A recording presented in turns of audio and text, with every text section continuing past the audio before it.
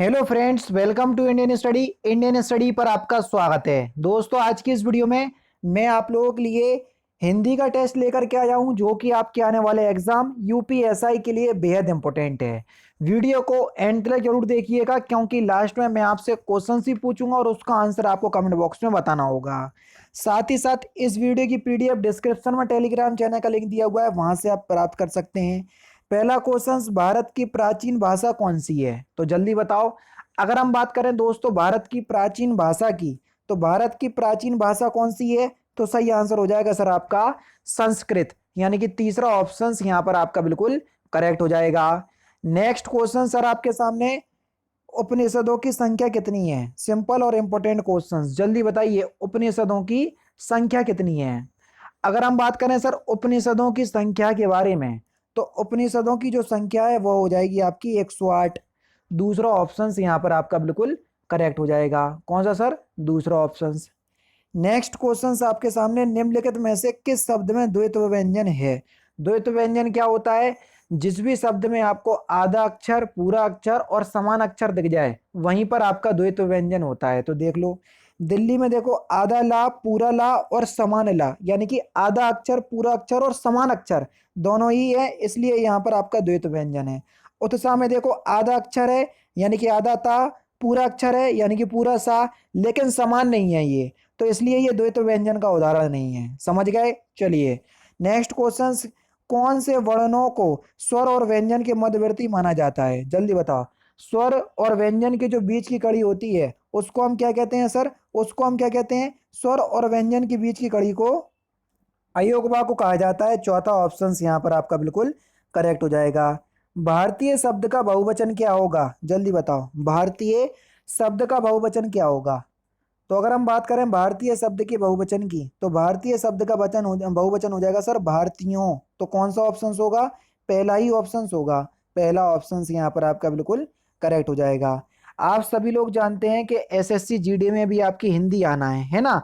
तो मैं हिंदी की प्रैक्टिस बुक या पूरी एसएससी जीडी की प्रैक्टिस बुक बता रहा हूं। अगर आपको समझ में आए, अच्छी लगी, तो उस प्रैक्टिस बुक को जो है वो जरूर से परचेज कर लीजिएगा।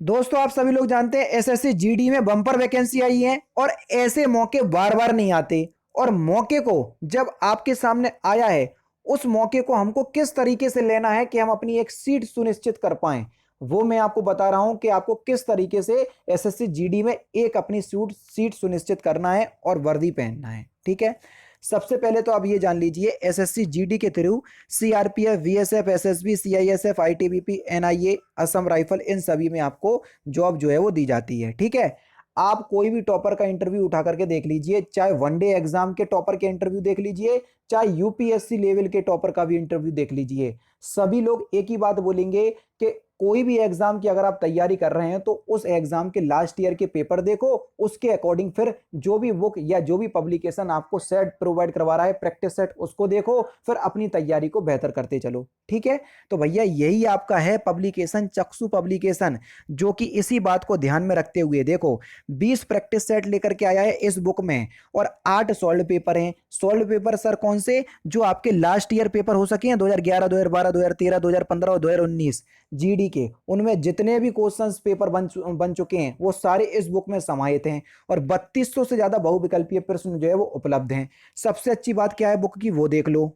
जैसे आपने ये वाला सेट पेपर लगाया, ठीक है, इसमें देख लीजिए 100 क्वेश्चंस होते हैं। हिंदी और इंग्लिश आपकी ऑप्शनल है। जो इंग्लिश वाले हैं तो वो इंग्लिश को अटेम्प्ट कर सकते हैं, और जो हिंदी वाले हैं तो देखो हिंदी का पोर्शन बिल्कुल अलग से दे दिया, वो हिंदी को अटेम्प्ट कर सकते हैं। ठीक है, अब सबसे अच्छी बात क्या है सर, यहाँ पर आंसर की दे दी।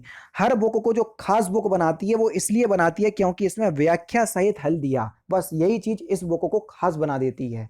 तो मैं आपसे कहूंगा कोई भी बुक परचेज करो, ऐसा नहीं है कि मैं ये बता रहा हूं, आपको जो आपके लिए अच्छा होता है वो मैं आपको यहां पर बताता हूं। अब जो भी आपको बुक परचेज करना है वो आपके ऊपर निर्भर है, लेकिन उसमें ये देख लेना कि व्याख्या सहित हल दिया हुआ है पीछे या नहीं दिया हुआ है। हर बुक में नहीं मिलेगा, इसलिए तो आप लोगों को चक्षु पब्लिकेशन की बता रहा हूं, डिस्क्रिप्शन में लिंक है, देख लेना। अब आप सोच रहे हैं सर लिंक प्रोवाइड करवा रहे, जरूर सर का कोई फायदा होगा। अरे भैया कोई फायदा नहीं है, ऑफलाइन मार्केट में भी अवेलेबल है ये बुक, तो ऑफलाइन मार्केट से भी ले सकते हो, आपके ऊपर निर्भर है ना? जो भी अपने जहां भी रह रहा हो ऑफलाइन मार्केट से परचेस कर सकते हो, कोई भी दिक्कत नहीं। अभी इनकी ये दो बुक आई हैं, है ना, एक तो आपका एसएससी जीडी ये वाली आई है प्रैक्टिस सेट वाली, और ये संपूर्ण गाइड बुक है। तो जो भी आपको अच्छी लगे परचेस कर लेना, डिस्क्रिप्शन में लिंक है, वरना ऑफलाइन मार्केट से देख लेना, वो आपके ऊपर निर्भर है। लेकिन मैं अपनी वीडियो में उन्हीं बुक्स को बताता हूँ जो आप लोगों के लिए अच्छी होती हैं, तो बता रहा हूँ। जैसा ठीक आप जैसा आपको अच्छा लगे वैसा आप कर सकते हैं, ठीक है।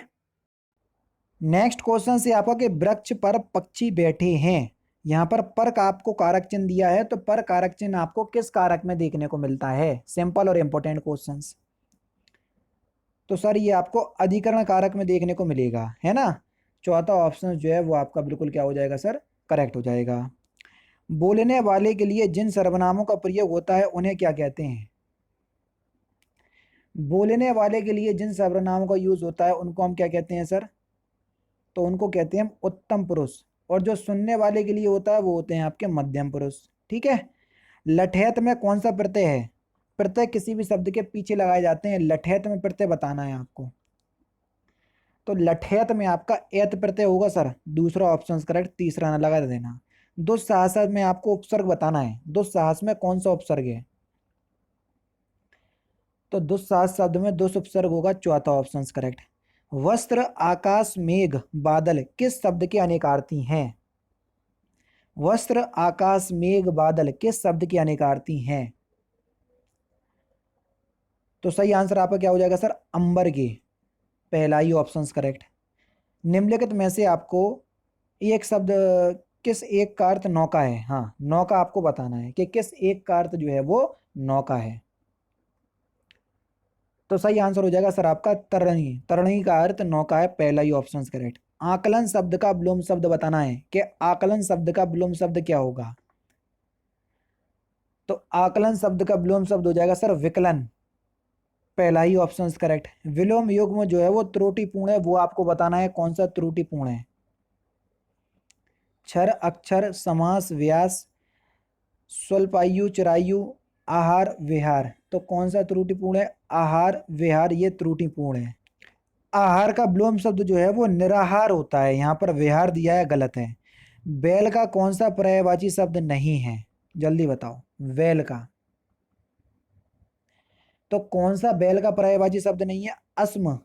अस्म जो है वो बैल का पर्यायवाची शब्द नहीं है, ठीक है। बेसिकली ये अस्म लिखा होगा क्योंकि घोड़े का पर्यायवाची होता है, ठीक है। तो ध्यान रखना। निम्नलिखित में वही क्वेश्चन से, निम्नलिखित में से सौंदर्य का कौन सा पर्यायवाची शब्द नहीं है? सौंदर्य का रमणी, रमणी जो है ये सौंदर्य का पर्यायवाची नहीं है, चौथा ऑप्शन करेक्ट। 21-22 में आपको शुद्ध वर्तनी बताना है। उत्सव किस प्रकार से लिखेंगे? सिंपल है, दूसरा ऑप्शन करेक्ट। निदर्शन किस प्रकार से लिखेंगे? तो सही आंसर होगा ऑप्शन नंबर बी। तत्सम शब्द कौन सा नहीं है ये आपको बताना है। तो सही आंसर आपका क्या हो जाएगा सर? हल्दी, हल्दी का तत्सम होता है हरिद्रा, ठीक है। तद्भव शब्द आपको बताना है, क्वेश्चन नंबर 24। सही आंसर होगा 3 का तत्सम तृतीय होगा। वाक्यांशों के लिए एक शब्द बताना है जिसकी कोई कीमत ना हो सके, वाक्यांशों के लिए एक शब्द क्या बोलेंगे? जिसकी कोई कीमत ना हो, तो जिसकी कोई कीमत ना हो उसको हम अमूल्य बोलेंगे, दूसरा ऑप्शन करेक्ट। और जो बहुत कीमती है उसको बहुमूल्य कह लेंगे, है ना। थोड़ा नपा तुला भोजन करने वाला, वाक्यांशों के लिए एक शब्द क्या होगा? तो उसको हम मिताहारी बोलते हैं सर, क्या सर? मिताहारी, तीसरा ऑप्शन यहाँ पर आपका बिल्कुल करेक्ट। 27 से 28 तक आपको बताना है, इसमें सही छंद आपको बताना है। मंगल भवन अमंगलहारी द्रभु सो दशरथ अजिर बिहारी में कौन सा छंद है? मात्रा गिनना आना चाहिए, मात्रा गिनना आने अकेडमी पे सिखा रहा हूँ। हाँ, बाकी आपकी इच्छा है, आओ तो ठीक है, नहीं आओ तो भी ठीक है। जो देख रहे हैं, सुन रहे हैं, समझ रहे हैं तो उनको तो समझ में आ जाएगा। चौपाई चंद है सर, प्रत्येक चरण में 16 मात्राएं होती हैं, है ना। देखो इसमें माँ में 2 मात्राएं होंगी, तुम समझ नहीं पाओगे, क्यों? क्योंकि जिसमें ये अर्धचंद्र बिंदु होता है ना, उसमें 2 मात्राएं आ जाती हैं, ठीक है। 2 मात्रा, 1 मात्रा, 1 मात्रा, 2 3 4, 4 इसमें भी 4 मात्राएं हो जाएंगी। फिर इसी प्रकार से पूरे गिनेंगे, 16 मात्राएं आपको देखने को मिलेंगी। जो रहीम उत्तम प्रकृति का करी सकत सुकुत कुसंग चंदन विष व्यापत नहीं लिप्ट रहत भुजंग, तो यहाँ पर कौन सा छंद है? दुआ छंद है। पहले और दूसरे चरण में आपको मतलब पहले और तीसरे चरण में 13-13, दूसरे चौथे चरण में 11-11 मात्राएं देखने को मिलेंगी। यहाँ पर आपको अलंकार पहचानना है। चरर मरर खुल गए अरर, तो यहाँ पर कौन सा अलंकार है? Question number 29। चरर मरर खुल गए अरर, देखो रावण की आवृत्ति बार बार आ रही, अनुप्रास अलंकार होगा। वादा था विदु को किसने, इन काली जंजीरों से, मणि वाले फड़ियों का मुख क्यों भरा हुआ हो हीरो से, तो यहाँ पर कौन सा अलंकार है? तो यहाँ पर भैया अतिशयोक्ति अलंकार है, जहां पर बड़ा चढ़ाकर वर्णन किया जाए अतिशयोक्ति अलंकार होता है। रंग में भंग के रचनाकार कौन है? तो सही आंसर हो जाएगा सर मैथिली शरण गुप्त, पहला ही ऑप्शन करेक्ट है। नेक्स्ट क्वेश्चन से आपका पतितों को संदेश या पतितों के देश में ये रचना किसकी है? पतितों के देश में ये रचना राम वृक्ष बेनीपुरी की है। दूसरा ऑप्शन यहाँ पर आपका बिल्कुल क्या होगा सर? करेक्ट होगा। भारत के अतुलित धन वैभव पर अंग्रेजों ने दांत गड़ा दिए, वाक्य में प्रयुक्त दांत गड़ा दिए का अर्थ क्या होगा? मतलब ये एक मुहावरा है, इसका अर्थ क्या है? तो सही आंसर आपका क्या हो जाएगा सर? दूसरे की वस्तु देखकर ललचा ले जाना, यानी कि दूसरा ऑप्शन यहाँ पर आपका बिल्कुल क्या हो जाएगा? करेक्ट हो जाएगा। नेक्स्ट क्वेश्चन, चांद पर थूकना, इस मुहावरे का सही अर्थ क्या है? चांद पर थूकना, इस मुहावरे का सही अर्थ क्या है? तो सही आंसर होगा सर असंभव काम करना, पहला ऑप्शन करेक्ट है। कलई खुलना, इस मुहावरे का सही अर्थ क्या है? कलई खुद कर यानी कि बांधा फूट जाना या भेद प्रकट होना, तीसरा ऑप्शन करेक्ट है। निम्नलिखित में से कौन सा एक वाक्य शुद्ध है? जो वाक्य शुद्ध है वही आपको बताना है। 36। तो सही आंसर होगा सर उसने मिष्ठान खरीदा, यानी कि इस क्वेश्चन का पहला ही ऑप्शन यहाँ पर आपका बिल्कुल करेक्ट है। नेक्स्ट क्वेश्चन आपके सामने, निम्नलिखित में से शुद्ध वाक्य आपको चिन्हित करना है। देखो भैया उसमें भी वही काम करना है 37 में। उसके प्राण निकल गए, पहला ही ऑप्शन करेक्ट, क्योंकि प्राण हमेशा बहुवचन की तरह यूज होता है। इसमें देखो एक क्वेश्चन को 4 भागों में विभक्त कर दिया, जिस पार्ट में गलती है वही आपको बताना है। नहर में दर दरार पड़ जाने से व्यापक क्षेत्र में पानी भर गया, पता ही चल गया होगा भैया, दर दरार नहीं दरार ही होती है, और नहर में नहीं होती है, जमीन में होती है। या नहर में, हाँ बिल्कुल ठीक है, नहर में दरार होगी, दर दरार नहीं, पहली पार्ट में गलती है। जब सारे देश का लक्ष्य, देख लो भैया लक्ष्य कैसे लिखा, गलत लिखा, तो पहली पार्ट में गलती है। स्वतंत्रता किंचित मात्र एक अफसर या अधिकारी ही नहीं होता है, एक दायित्व भी है। तो भैया इस क्वेश्चन का आंसर आप मुझे कमेंट बॉक्स में बताएंगे, क्योंकि लास्ट क्वेश्चन है, ठीक है। तो दोस्तों ये रहे आपके 40 यानी कि 40 जीके के इंपॉर्टेंट क्वेश्चंस, जो कि मैंने आज के इस वीडियो में आपको कंप्लीट करवा दिए। वीडियो अगर आपको अच्छी लगी हो तो प्लीज़ दोस्तों वीडियो को लाइक और शेयर जरूर कर दीजिएगा। तो दोस्तों फिलहाल की वीडियो में तो सिर्फ इतना ही। अगर आपको वीडियो पसंद आए तो प्लीज़ दोस्तों वीडियो को लाइक कीजिए, शेयर कीजिए, और साथ ही साथ हमारे चैनल को सब्सक्राइब करना ना भूलें, क्योंकि मैं रोजाना इसी तरह के वीडियोस आप लोगों के लिए लाता रहता हूँ। नमस्कार दोस्तों, जय हिंद, जय भारत।